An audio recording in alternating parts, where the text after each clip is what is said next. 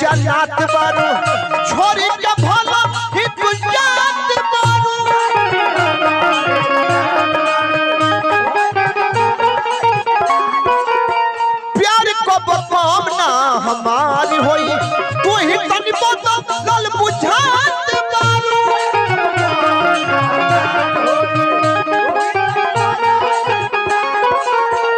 तारा बुझाता कि तू चल जाइबू तो हई लोग का कर ताना लोगवा कोसी पागल कहि के हंसी ताना लोगवा कोसी पागल कहि के हंसी प्रेमी के अपना पगल लात कैसे देखबू जान जेकर के कहलू जानो जात कोई संदेख जान जेकर के कहलू जानो जात कोई संदेख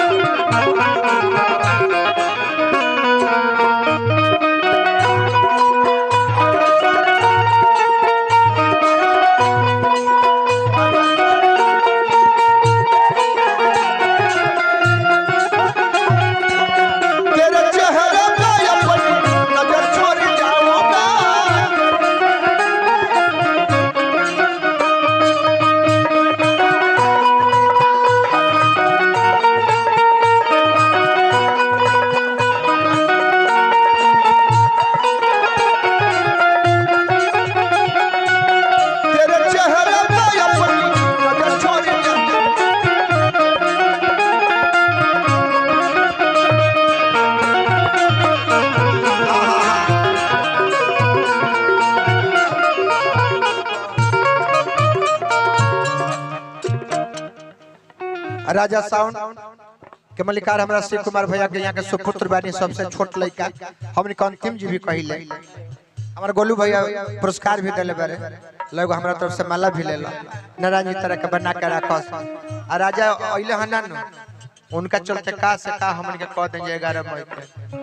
कहले कि दोनों आदमी ना रही तो बियाह ना हो मुझे काहे ना हो बियाह हो यो समय हो हमके प्रधान जी बानी पूर्व प्रधान जी 500 रुपया पुरस्कार दिल बने प्रधान जी के अपना पौलगी बने हाँ हाँ देवनाथ यादव जी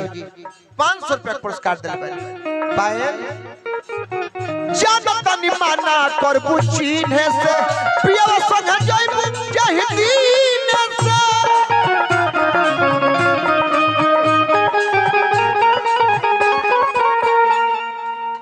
छल हल चल खातिर दिल में तू रखल रहू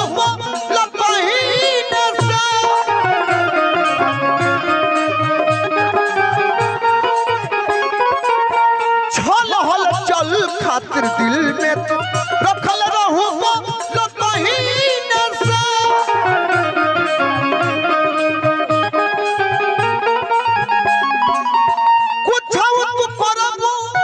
भोर नहीं परबू कुछ तू करबू भोर नहीं परबू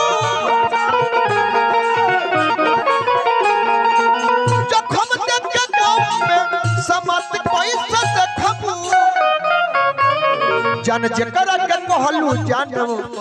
जात कोई से देख